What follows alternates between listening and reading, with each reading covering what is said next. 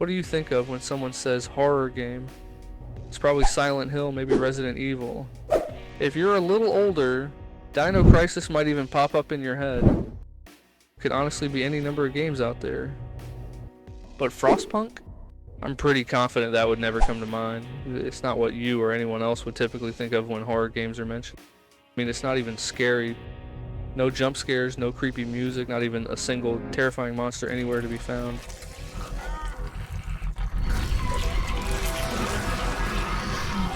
But what it does have is desolation. An existential dread so thick you couldn't cut through it with even the sharpest knife. Feelings of loneliness that only a few could even begin to imagine. The world has ended, and there is nothing you can do about it. You can't stop it, and you can't fix it. Your only choice now is to try and scrape every extra second of existence that you can possibly manage to find in this cold and unforgiving new world. It is completely and utterly hopeless.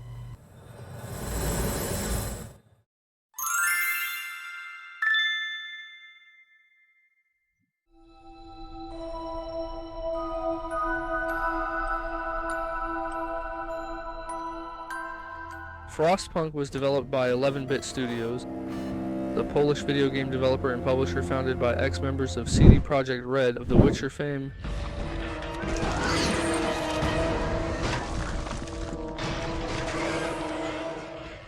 And Metropolis Software, who oddly was also lined up to develop a Witcher game in the late 90s themselves.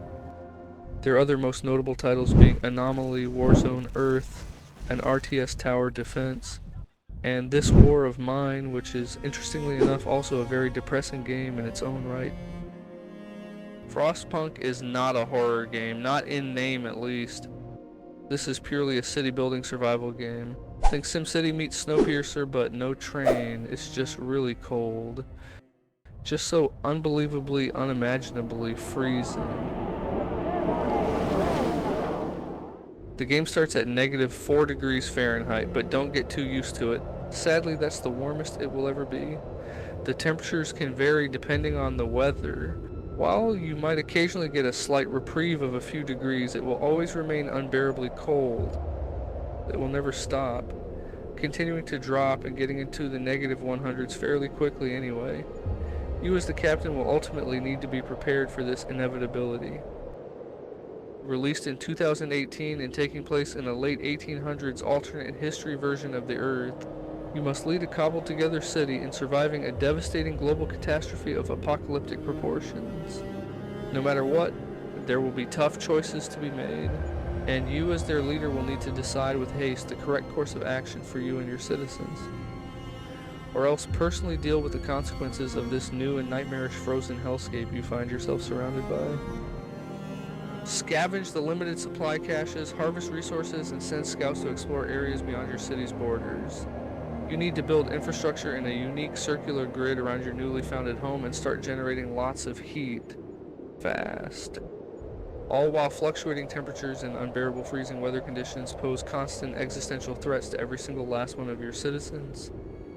You will need to be tyrannical to survive, making morally ambiguous decisions and enacting even more questionably cruel laws upon all the miserable people who inhabit the area, not for anything as narcissistic as personal gain, but for the sake of humanity's survival. You will never prosper, but with the right choices you may get to live out one more day of your sad existence. Unfortunately for everyone left alive, the cold and icy wind never stops, it only gets worse. Simply existing in this new world becomes an ongoing battle against the elements. It feels as yesterday we were turning the wheels of progress. Until the frost stopped it all. Suddenly, without a warning. When tides had changed, they changed for all of us, no matter wealth or class. We've lost our world to snow. And with it, our last traces of humanity. In 1886, the Earth experienced strange weather patterns and decreasing temperatures globally. The United Kingdom decided to set up outposts in the north to research the odd changes in the climate. These stations were outfitted with heat generators to help extend the study. Slowly but surely, Europe's crops started to fail and the general public began starving. Millions of people fled south to the equator in search of food and with hopes of warmer weather. This mass human migration overwhelmed many southern countries. They simply were not prepared to handle millions upon millions of refugees. The overall infrastructure just couldn't handle it and swiftly deteriorated. With no food, no resources, and too many mouths to feed, chaos shortly ensued. American novelist Alfred Henry Lewis once said, "There are only 9 meals between mankind and anarchy." Unfortunately, this grim reality played out. Every man was out for himself, struggling for anything that remained. Entire civilizations quickly collapsed around the globe as starvation and desperation took hold of the planet. Amid the mayhem, the British government decided to send refugees to multiple of their colonies. South America, Africa, Australia, anywhere that it could possibly be warmer. Along with these survivors, they send icebreakers and immense steam traction engines called land dreadnoughts to cross frozen oceans and ice sheets to the north, where they have finished constructing the heat generators. Not long after, a potentially world-ending ice storm cuts any and all connection to the Empire, causing the complete evacuation of London and the entirety of the country. The Great Frost seems to have won. This is the basis of the game. All of these hopeless and abandoned generator sites scattered about are small settlements that you can play as. These generators are the heart of your struggling civilization, pumping its lifeblood into its citizens and helping them survive the cold, harsh frost lands. If it dies, you all die with it. Simple as that. Using these heat generators, along with the help of a few other technologies from before the Great Frost took over the planet, will be extremely crucial for your survival.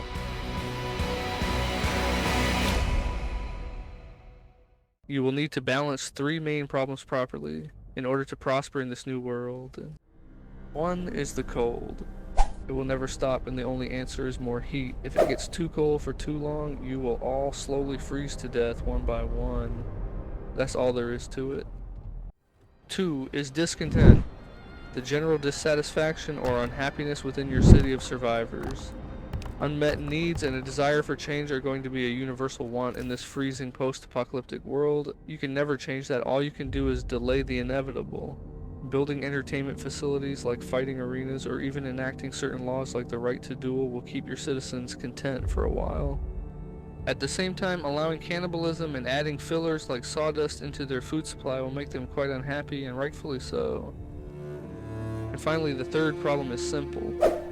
Hope. But how can anyone have hope in a scenario like this? Your citizens haven't felt genuine warmth in weeks. Their children don't play games, they slave away in coal mines. And at the same time, some of them had just finished a grueling 24-hour shift working in absolutely inhumane temperatures and conditions. Sadly, it won't even be the last time they are forced to overwork themselves. All to survive just one more pitiful day on this planet. Hope might be gained by some things as simple as evening prayers or by something as manipulative as spreading propaganda.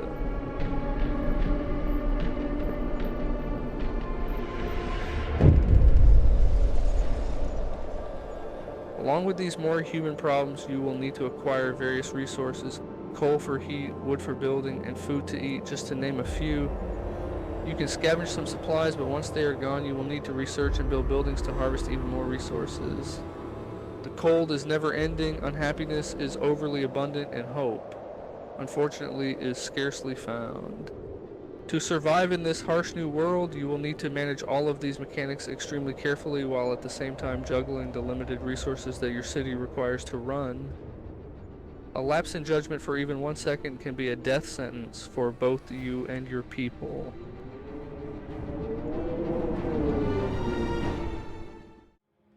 I held New London together. United, we survived 30 years of whiteouts.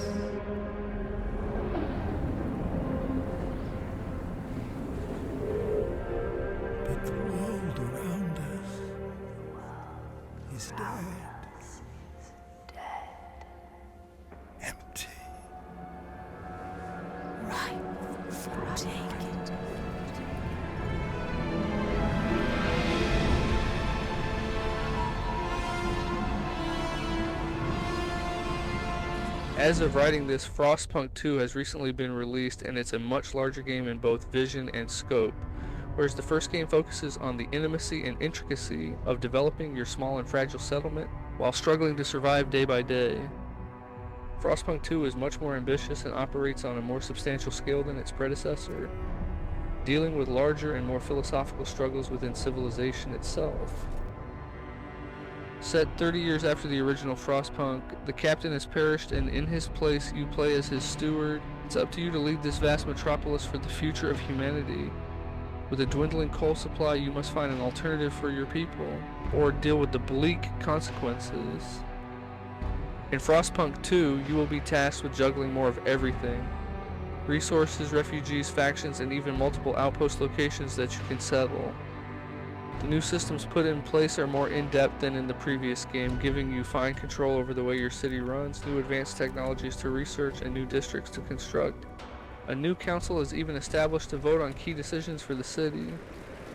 Hear ye, hear ye! The votes are in. The measure passes.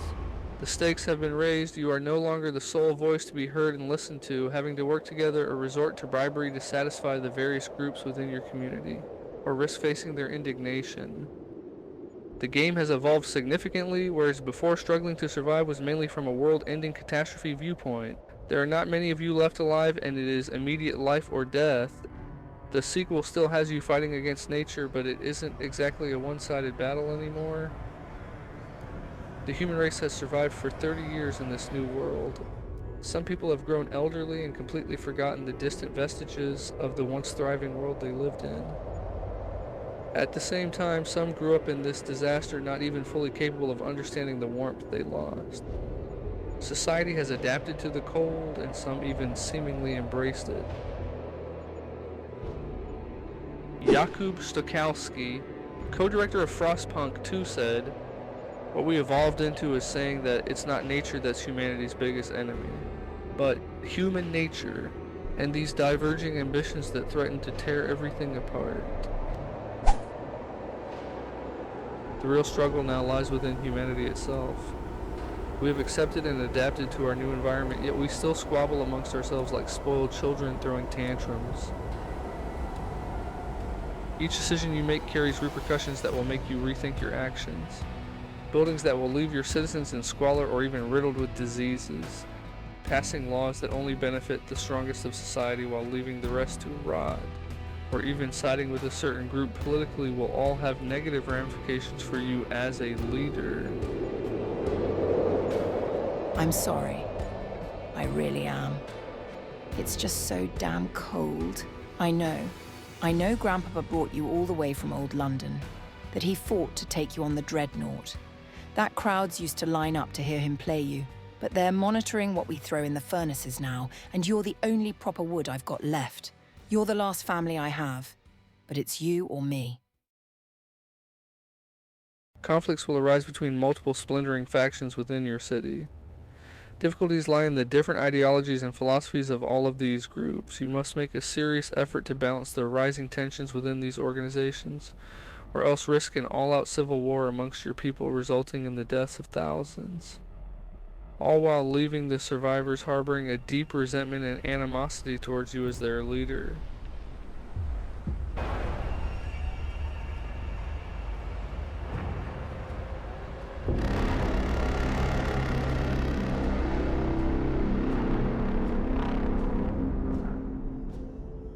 Frostpunk isn't just the battle against unbeatable odds and a cold, merciless environment. You are thrust into a world that not only no longer supports your basic human needs, but also seems to do every single thing it can just to make you suffer as you slowly freeze to death. You are forced to lead whatever ragtag remnants of humankind that may still exist while maintaining what little morality you have left as a society. Struggling to balance the nuanced details of humanity when faced with insurmountable obstacles is the name of the game. What are you willing to sacrifice for the greater good of all? And at what cost will it be to your own humanity? The world breaks everyone, and afterward many are strong at the broken places. But those that will not break, it kills. It kills the very good and the very gentle and the very brave impartially. Ernest Hemingway, American novelist and Nobel Prize winner. The generator at the heart of New London signifies the flame that burns within all of humanity. The human resilience and primal instinct to survive against all odds. You must adapt or you will die. The fight for survival is more than just finding and hoarding resources for yourself. It's about making the difficult choices that will ultimately shape and mold the identity of this new society, hopefully for the better. In a new world where you must constantly contend with the bitter cold, you will often have to forfeit your humanity for the greater good, confronting uncomfortable realities. Will you force young children to slave away in coal mines just to squeeze out one more miserable day of existence for everyone? Or will you give the hardworking citizens extra rations from your dwindling supply? In a world stripped of basic human necessities, how will you choose to balance the survival of all with your own moral integrity? The eternal human struggle is intertwined into every single decision you make in Frostpunk. Even seemingly mundane choices will ultimately have their own price to pay. This game will challenge you to reflect on your own humanity in the face of crippling adversity. When the world ends and humanity is on its last legs, the chilling air itself filled with the despair of millions, how will you respond in the midst of a wholly hopeless situation? Will you choose to force humanity to exist in a world that may not be worth existing in? Or will you try to thrive against all the odds stacked against you? What kind of leader will you become in the face of despair? Will you nurture the fire that burns inside all of us? And what legacy will you leave behind for those who may survive?